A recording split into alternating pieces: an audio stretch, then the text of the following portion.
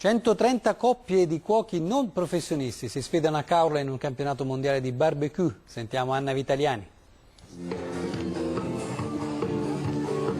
All'interno della cucina lascio la moglie, all'esterno sulla griglia faccio io. Il barbecue c'est toujours une histoire d'homme.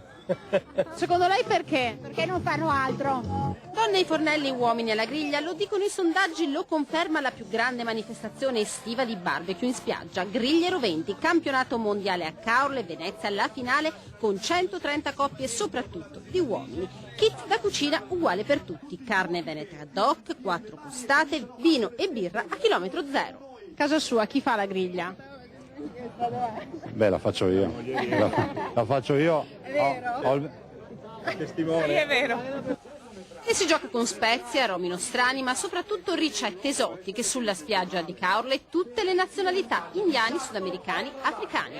La nostra ricetta è sempre un bel po' di sole, un bel po' di cuore e siamo qua. La griglia non ce l'abbiamo, noi cuciniamo carne nel fuoco, facciamo questo tipo, così.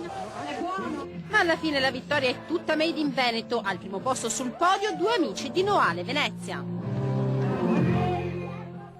Nuovo film